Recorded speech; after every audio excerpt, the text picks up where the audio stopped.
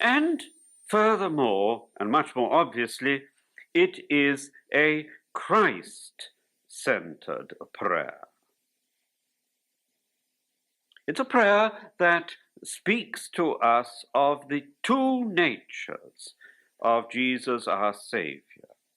It speaks to us of his divinity, for we call him Lord, Son of God, and it speaks to us of his humanity. He's invoked by his human name, Jesus, the name given to him at his incarnation. It's very important that we should regard the Jesus prayer in this way, not just as a technique, but as a confession of faith. It's a confession of faith in Jesus Christ as Son of God and Savior.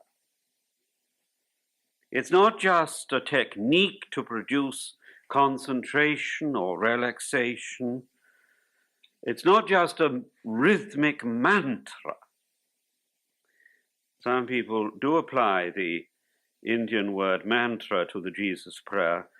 I'm not happy about that. In the 1960s and 1970s, at the time of the Transcendental meditation movement,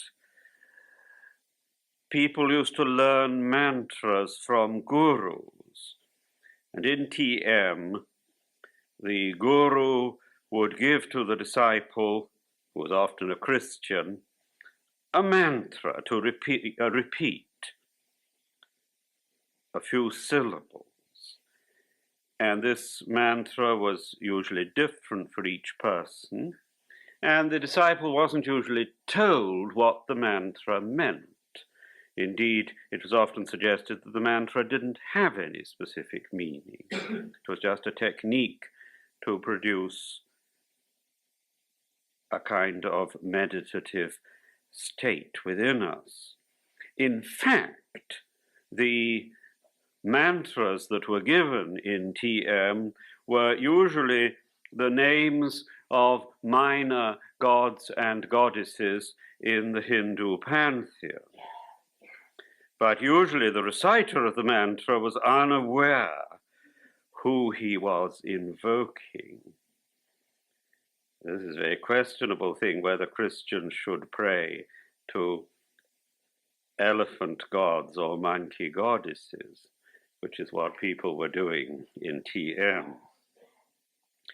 But we can see at once that the Jesus prayer is entirely different from the mantras in TM.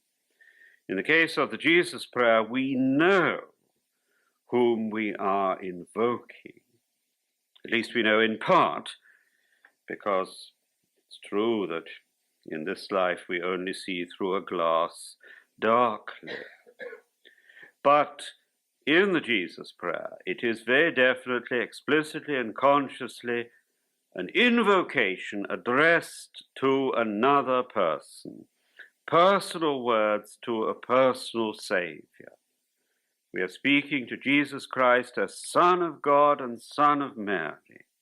We are speaking to the Lord Jesus, who was transfigured for me, crucified for me, who is risen for me, who is ever living in me. We are speaking to him as my Lord and my salvation. Without this personal confession of faith, there's no true Jesus prayer.